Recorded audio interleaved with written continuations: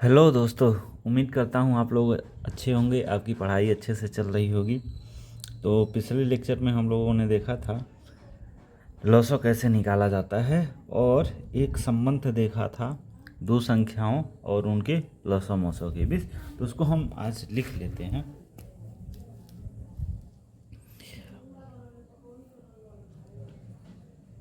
यदि दो संख्याएं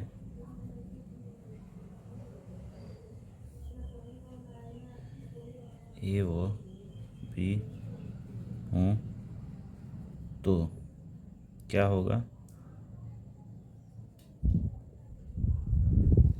मॉसो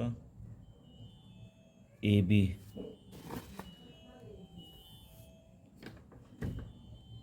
गुणे लॉसो ए बी बराबर क्या हो जाएगा? ए गुणे बी। यानी ए और बी के मौसो और लॉसो का गुणनफल उन दोनों संख्याओं के गुणनफल के बराबर होगा। तो ये एक हमारा क्या हो गया? नियम हो गया। और इस नियम पे आधारित सवाल आते हैं। तो हम देखते हैं इस नियम पर आधारित एक सवाल।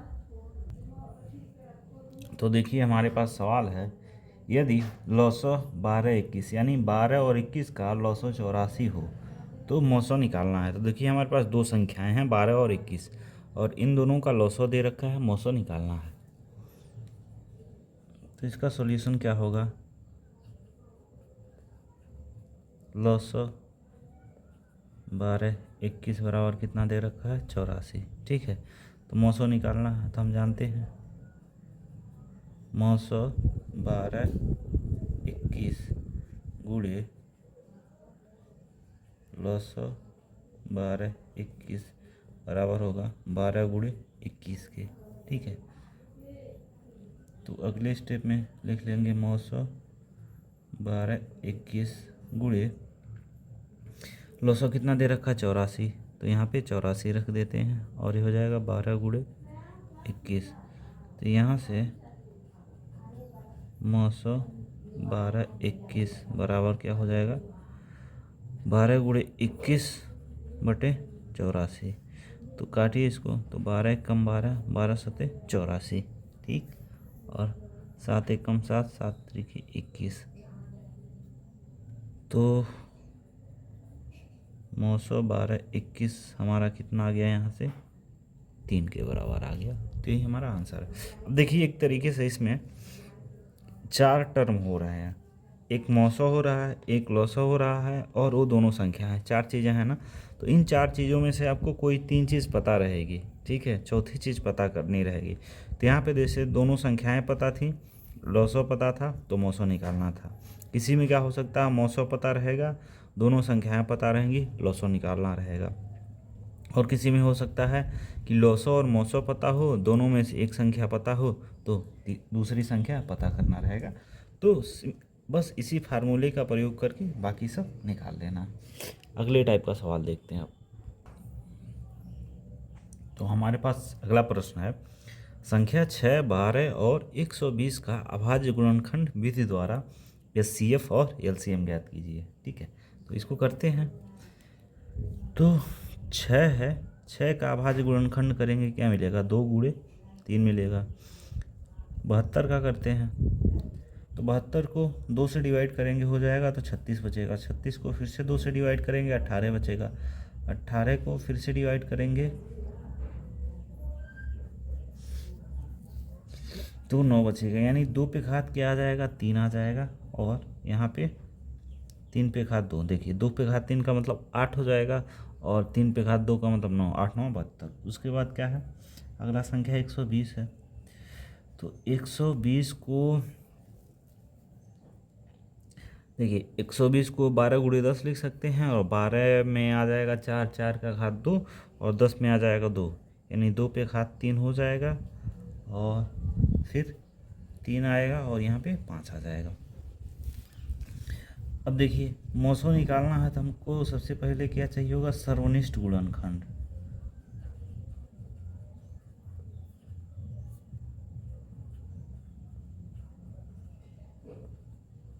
तो तो सर्वनिष्ठ गुणनखंड क्या होगा, मतलब सर्वनिष्ठ गुणनखंड निकालते हैं तो हर एक गुणनखंड का सबसे छोटा घात वाला पद लेते हैं। यहाँ देखिए 2 है ना, एक गुणनखंड, 2 यहाँ भी शामिल है, यहाँ भी शामिल है, यहाँ भी शामिल है, तो 2 तो तीनों में शामिल है, तो 2 तो लेंगे सर्वनिष्ठ गुणनखंड के रूप में, लेकिन घात कितना होगा, यहाँ देखिए 3 है, यहाँ 3 है, यहाँ 1 है, तो सबसे छोटा घात लेते हैं। तो सबसे छोटा घात क्या है, 1 है, यानी 2 पे घात 1 का मतलब 2 ही हो जाएगा। फिर अगला देखते हैं, अगला देखिए 3 है, यहाँ 3 दिख रहा है, यहाँ भी है, यहाँ भी है, तो तीनों में शामिल है। घात देखिए छोटा क्या हो जाएगा, 1, क्योंकि यहाँ पे 2 घात है, तो 2 तो सबसे बड़ा घात है इन गुणनखंडों में, तो यहाँ पे 3 हो गया। 5 देखिए एक ही जगह शामिल है, इन दोनों में शामिल नहीं है, तो ये नहीं आएगा सर्वनिष्ठ गुणनखंड में। तो सर्वनिष्ठ गुणनखंड कितना हो गया, 6। अब इसलिए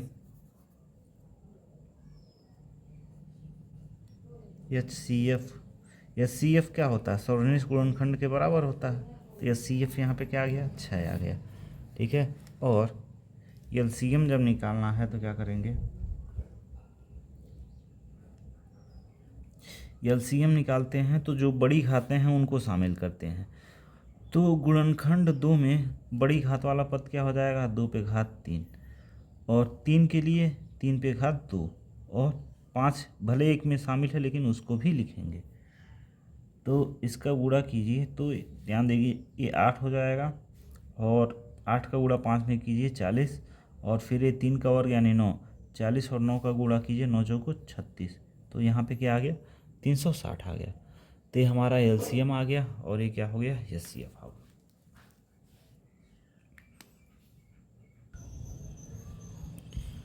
तो हमारे पास प्रश्न है 65 और 117 के HCF को 65m-117m के रूप में दर्शाया गया है। यम का मान ज्ञात कीजिए, साथ ही अभाज्य गुणनखंड विधि के प्रयोग से 65 और 117 का LCM ज्ञात कीजिए। तो इसको सॉल्व करते हैं।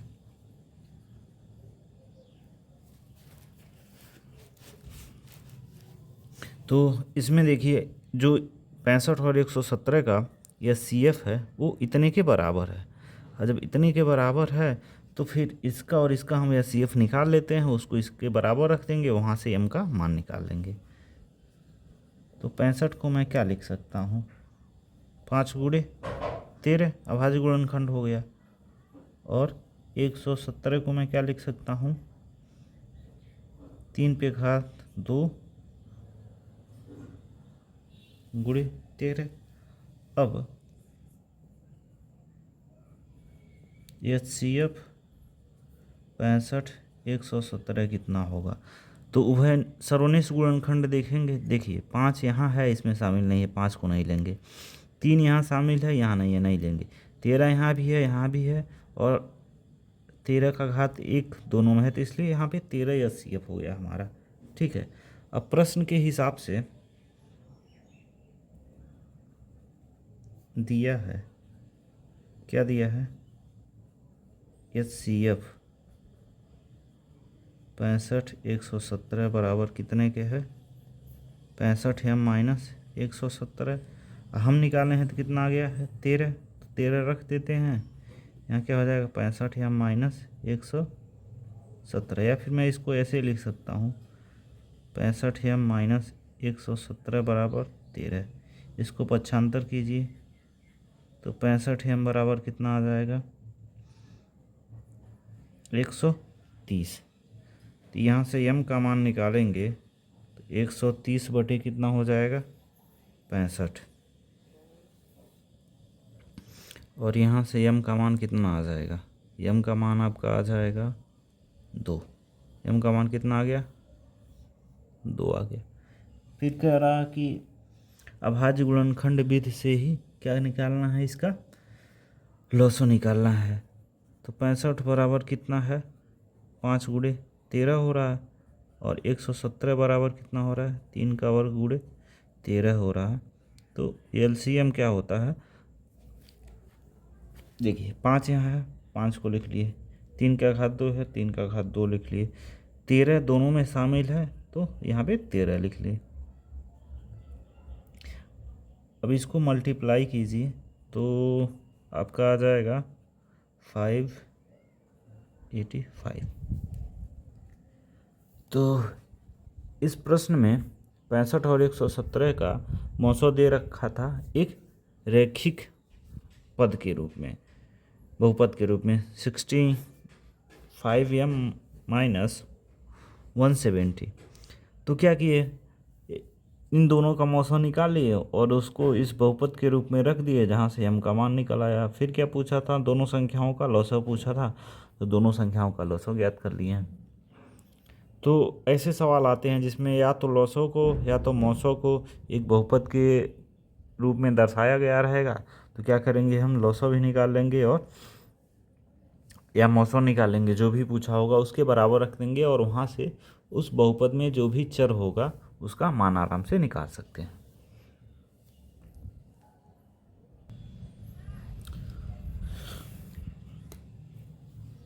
अगला प्रश्न है, संख्याओं 4 पे n पे विचार कीजिए जहाँ पे n एक प्राकृतिक संख्या है। जांच कीजिए क्या n का कोई ऐसा मान है जिसके लिए 4 पे घात n अंक शून्य पर समाप्त होता है। तो ये देखिए बहुत ही बढ़िया तार्किक सवाल है, लॉजिकल सवाल है। एक संख्या दी गई है 4 पे घात n है, जहाँ n जो है एक प्राकृतिक संख्या को रिप्रेजेंट कर रहा है। n का मान क्या है, प्राकृतिक संख्या है। तो हमको पता करना है कि 4 पे n का जो भी मान होगा एक संख्या के रूप में n के अलग अलग मानों के लिए, तो क्या कोई ऐसा संख्या प्राप्त होगा जिसकी इकाई स्थान पर क्या हो, शून्य हो। तो इसको सॉल्व करते हैं। तो उसके पहले मैं एक कंडीशन आपको दिखाना चाहता हूँ कि जिस संख्या के अंत में 0 हो उसके अभाज्य गुणनखंड में क्या मिलता है। अगर ये चीज़ हम समझ गए तो ये सवाल आसानी से समझ सकते। तो अभी मैं सॉल्व नहीं कर रहा हूँ, उससे पहले आपको कुछ बातें बता रहा हूँ। जिन संख्याओं के अंत में शून्य मिलता है तो उनके अभाज्य गुणनखंड में क्या मिलता है। जैसे हमारे पास 10 हो तो 10 को लिख सकते हैं 2 गुणे 5। 20 हो तो इसको हम लिख सकते हैं 2 गुणे 2 गुणे 5। 30 हो तो इसको मैं लिख लूँगा 2 गुणे 3 गुणे 5। 40 हो तो 2 गुणे 2 गुणे 2 गुणे 5। 100 हो तो 2 गुणे 2 गुणे 5 गुणे 5।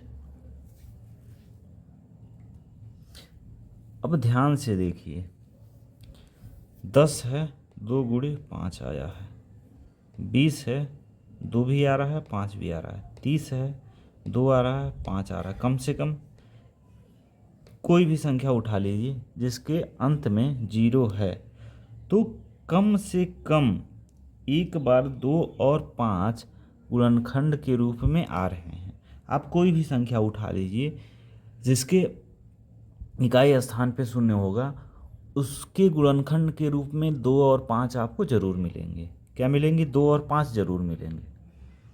तो कोई भी संख्या हो जिसका इकाई अंक शून्य हो, उसकी गुणनखंड के रूप में 2 और 5 मिलेंगे ही मिलेंगे।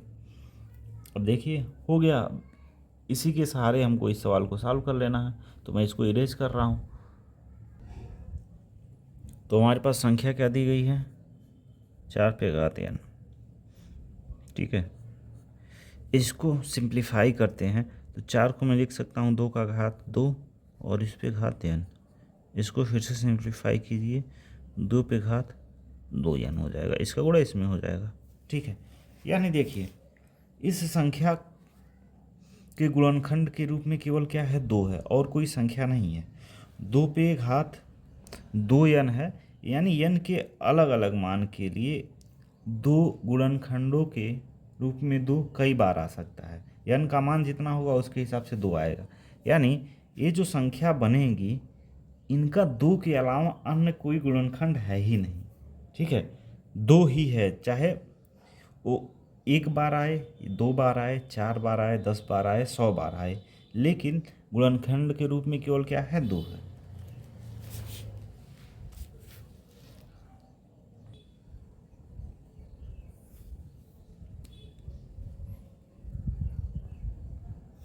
तो अब यहाँ पे लिखते हैं हम लोग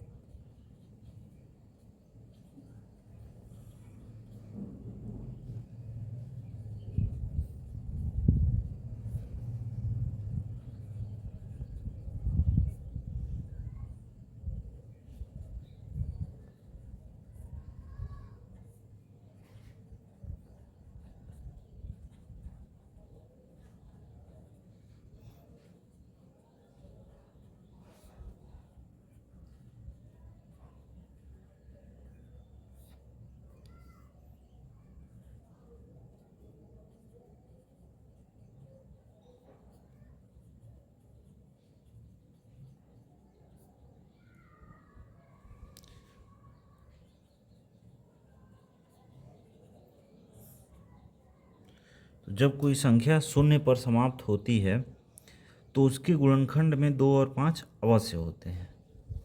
ठीक है, ये क्लियर बात है। और यहाँ पे 4 पे घातीय के गुणनखंड में केवल 2 है। अब इसके गुणनखंड में केवल 2 आ रहा है,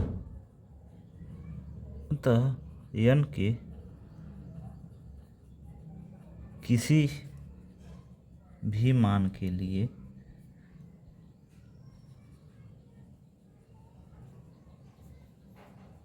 चार पे घात n शून्य पर समाप्त नहीं होगा। ठीक है, तो जो संख्याएं 0 पर समाप्त होती हैं तो उनके गुणनखंड में 2 और 5 अवश्य मिलते हैं। ठीक है, कोई भी संख्या उठा लीजिए, उनके गुणनखंड में 2 और 5 जरूर मिलेंगे। अब इस संख्या में हमको गुणनखंड के रूप में केवल 2 मिल रहा है, तो यहाँ पर जो होगा 4 पे n के किसी भी मान के लिए शून्य पर समाप्त नहीं होगा, क्योंकि 2 तो मिल जा रहा है गुणनखंड के रूप में, लेकिन 5 नहीं मिल रहा है। तो यह संख्या शून्य पर कभी भी समाप्त नहीं हो सकती है। हमारे पास अगला प्रश्न है, व्याख्या कीजिए क्यों 17 गुणे 5 गुणे 11 गुणे 3 गुणे 2 प्लस 2 गुणे 11 एक भाज्य संख्या है। तो सॉल्व करते हैं। तो संख्या क्या दे रखा है, 17 गुणे 5 गुणे 11 गुणे 3 गुणे 2 प्लस 2 गुणे 11। अब देखिए, इस प्रकार की जब संख्या लिखी हो ना, तो हम ऐसा कोशिश करते हैं कि उसको 2 संख्याओं के गुणनफल के रूप में लिखें। किस रूप में लिखें, 2 संख्याओं के गुणनफल के रूप में लिखें। ध्यान से देखिए, यहाँ पर 11 कॉमन दिख रहा है ना, यहाँ पे भी 11 कॉमन दिख रहा है, तो क्या करते हैं 11 को कॉमन ले लेते हैं, बाहर कर लेते हैं। तो इधर क्या बचेगा, 17 गुणे 5 गुणे 3 गुणे 2, और यहाँ पे क्या बचेगा, 2 बचेगा। इसको और सिंप्लीफाई कीजिए, तो यहाँ पे आपका हो जाएगा 5 का गुणा 2 में कर लीजिए 10 हो जाएगा, 17 का गुणा 3 में कीजिए 51, 51 गुणे 10 510 हो जाएगा, प्लस 2, ये 11 गुणे कितना हो जाएगा 512। और भाज्य संख्या की खासियत क्या होती है, देखिए भाज्य संख्या जो भी होती है उसके 2 से अधिक गुणनखंड होते हैं। क्या होते हैं, 2 से अधिक गुणनखंड होते हैं। अब जो 2 गुणनखंड की बात है हो रही है उसमें तो 1 हो जाता है और एक संख्या वह 100 में हो जाती है। इसके अलावा भी उसके गुणनखंड होते हैं, तो इसका गुणा करेंगे आप तो उसके लिए एक संख्या मिलेगी। अब यहाँ पे देखिए 11 गुणे 512 है, तो 11 तो इसका एक गुणनखंड हो ही गया, 12 भी हो जाएगा।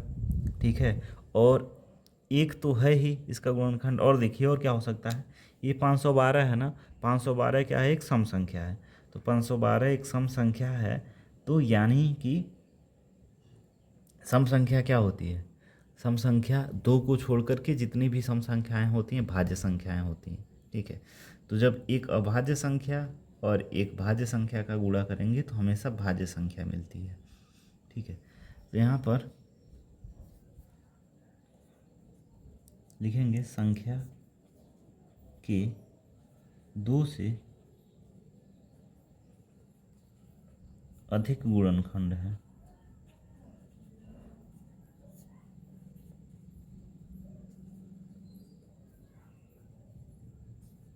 अतः यह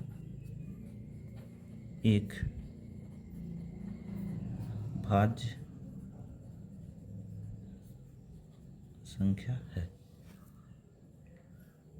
तो इसके 2 से अधिक गुणनखंड मिल रहे हैं, इस वजह से क्या है, एक भाज्य संख्या है। तो इस प्रकार का जो भी सवाल दिया रहे उसमें क्या कीजिए आप, पहले अगर कोई कॉमन टर्म दिख रहा है, कॉमन टर्म को बाहर ले लीजिए, बाहर लेने के बाद सॉल्व करके कम से कम 2 संख्याओं के गुणनफल के रूप में लिखिए इसको।